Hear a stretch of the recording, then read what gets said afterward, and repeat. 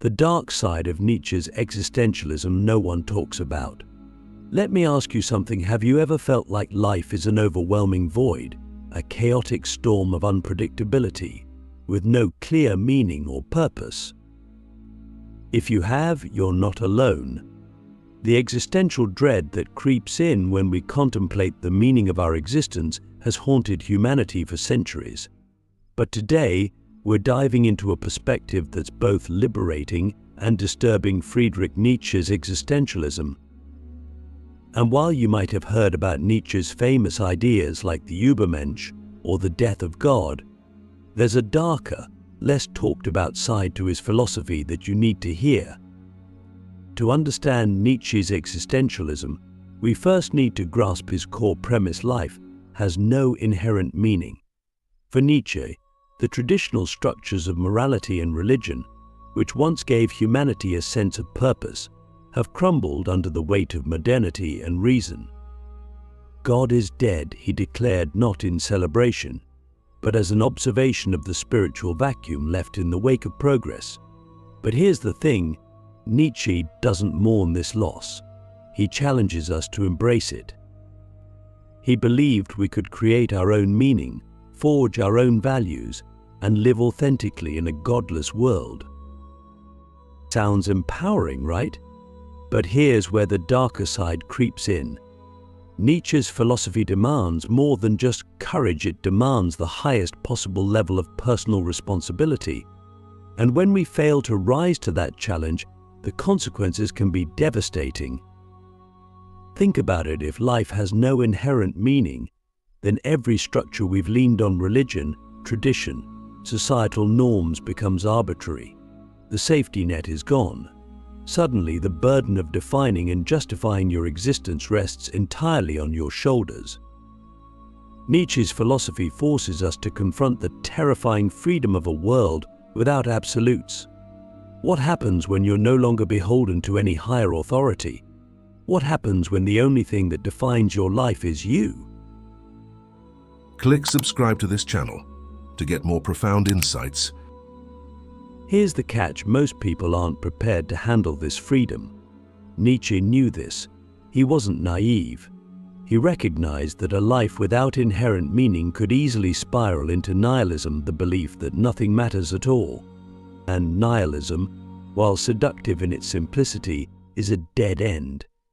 It's the ultimate rejection of life itself. Nietzsche despised nihilism. He saw it as a symptom of weakness, a failure to affirm existence in all its chaos and complexity. But let's be honest: how many of us, when faced with the abyss, have the strength to stare into it and not flinch? This is the dark side of Nietzsche's existentialism that no one talks about: the crushing weight of freedom and the ever-present temptation of nihilism. It's not just about rejecting old values, it's about the immense challenge of creating new ones. And here's where things get even more unsettling. Nietzsche believed that most people would never rise to this challenge. He referred to them as the herd, those who cling to conformity and mediocrity because they're too afraid to confront the void. But let's pause for a moment.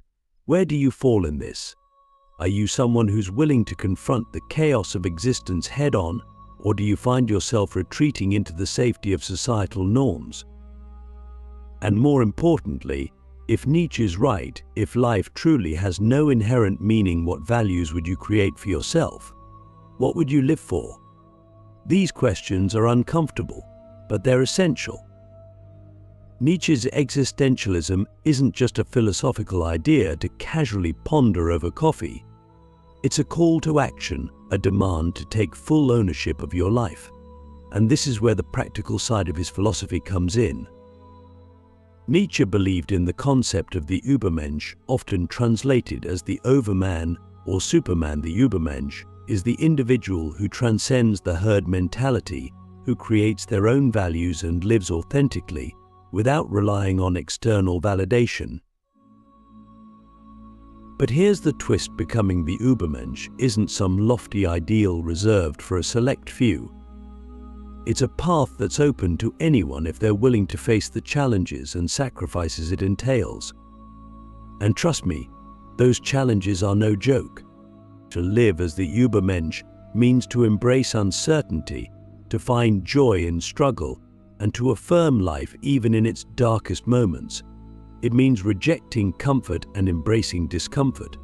It means saying yes to existence in all its messy, chaotic glory. Now, I want you to think about something. If you could strip away all the expectations society has placed on you, if you could free yourself from the need for approval or validation, what kind of life would you create? What values would you choose to live by? And more importantly, would you have the strength to stick to those values even when the world pushes back? Nietzsche's philosophy challenges us to ask these questions. But it also forces us to confront an uncomfortable truth: most of us aren't ready for this level of freedom. We cling to the familiar, the comfortable, the safe. We avoid the abyss because we're afraid of what we might find there. But Nietzsche would argue that this fear, this unwillingness to confront the void, is precisely what holds us back from living fully, authentically, and meaningfully. And this brings us to the ultimate question: what's the alternative? If we reject Nietzsche's challenge, if we refuse to take responsibility for creating our own meaning, where does that leave us?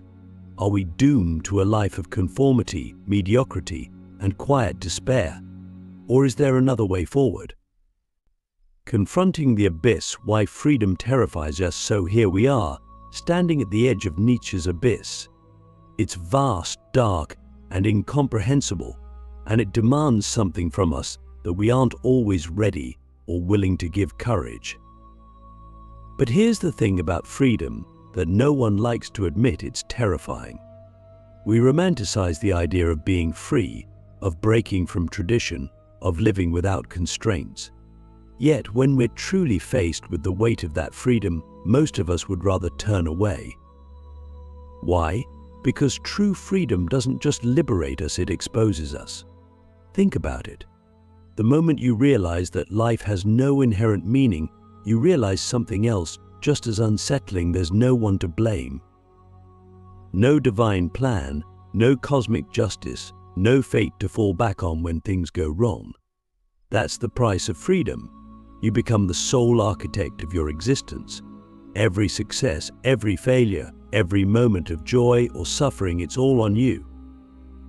Nietzsche understood this better than anyone. He knew that freedom wasn't some idyllic escape from responsibility, it was responsibility in its purest, most unrelenting form. But here's the paradox: while freedom terrifies us, we also crave it.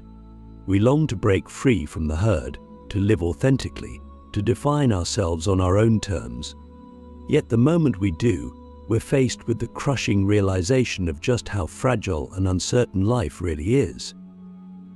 Nietzsche's abyss isn't just a metaphor for meaninglessness, it's a reflection of our deepest fears: the fear of failure, the fear of insignificance, the fear of making the wrong choices.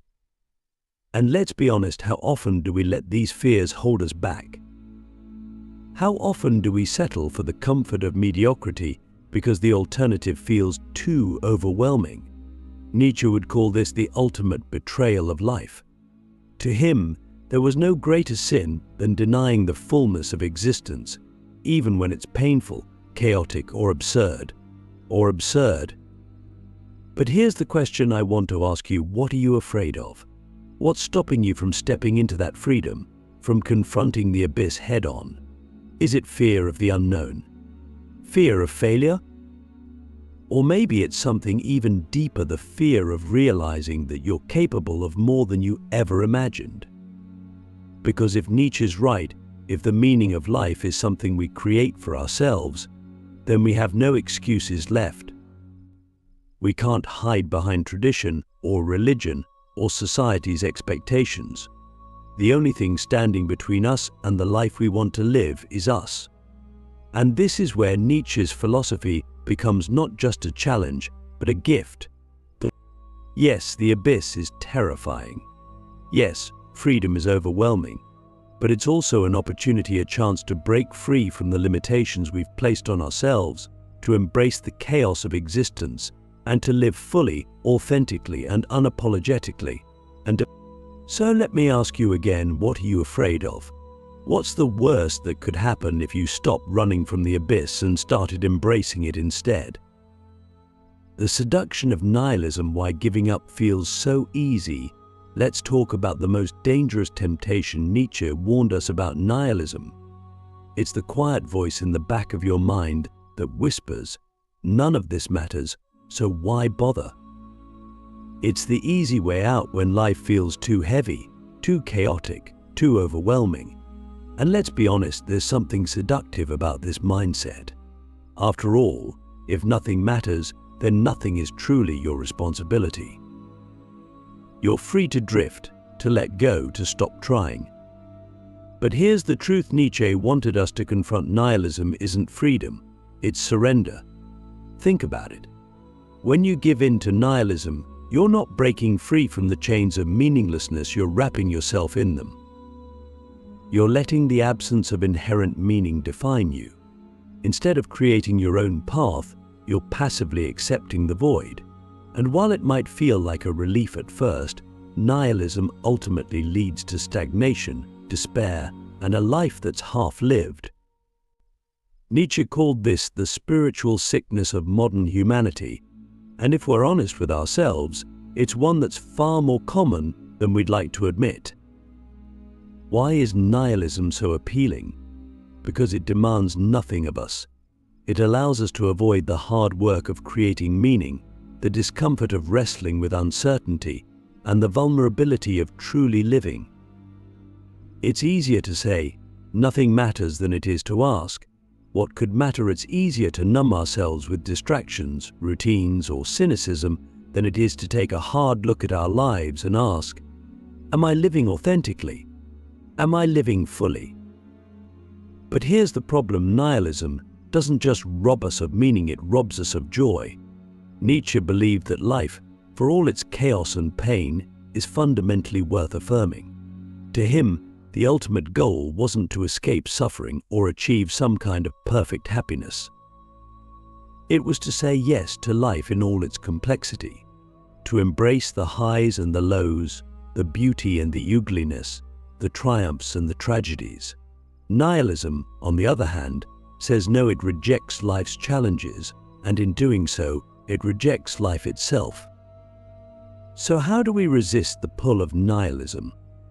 Nietzsche's answer is deceptively simple: by creating.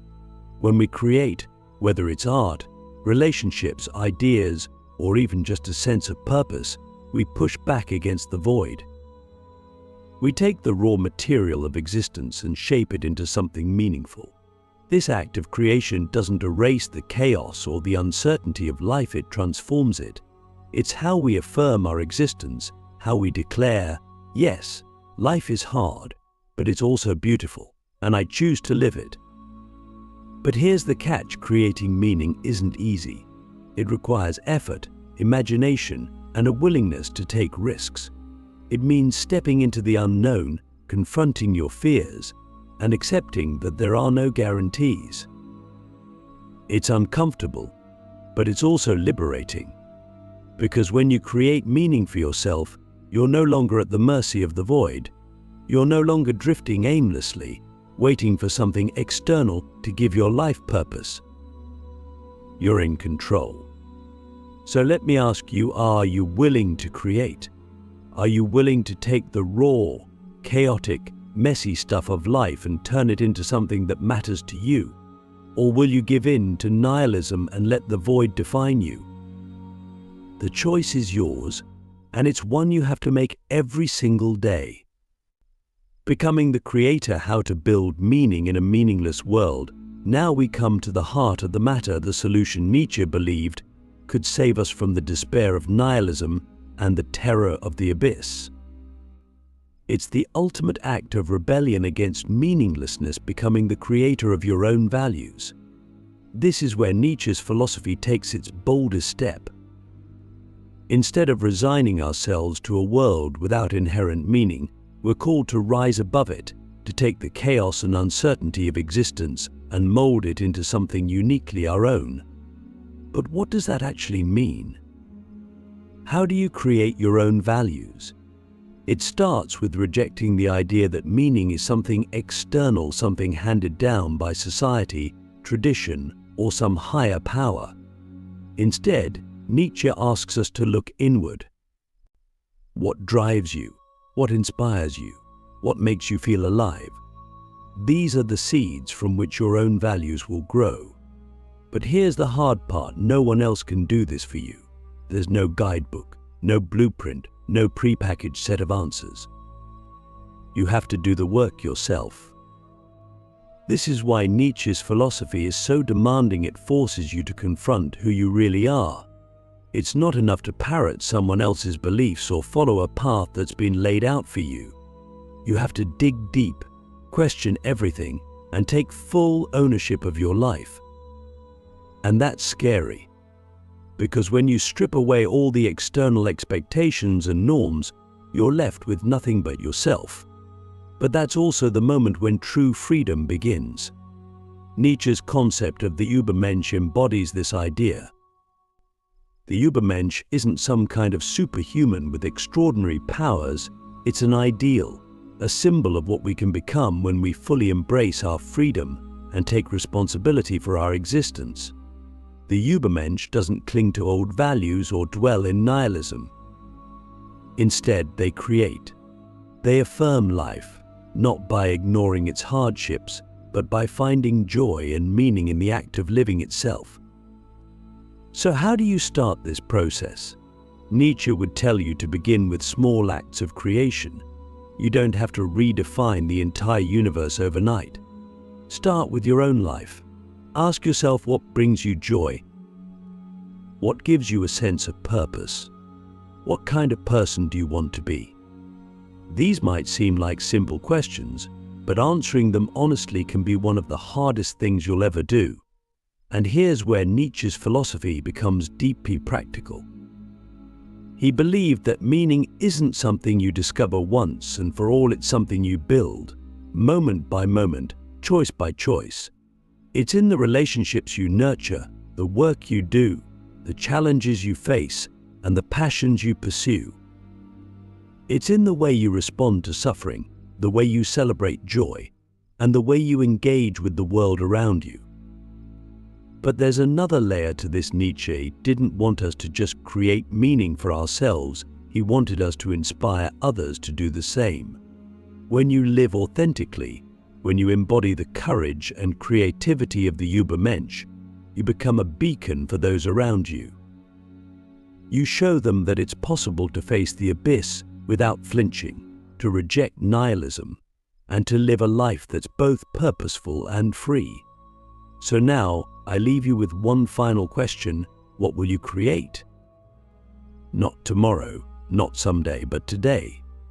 What small steps can you take right now to build a life that's truly your own? Nietzsche's philosophy isn't just a set of ideas to think about, it's a call to action. It's a challenge to embrace the chaos of existence, to confront your fears, and to create meaning in a meaningless world. The abyss will always be there, waiting, but so will the possibility of rising above it. The choice is yours. What kind of life will you choose to live?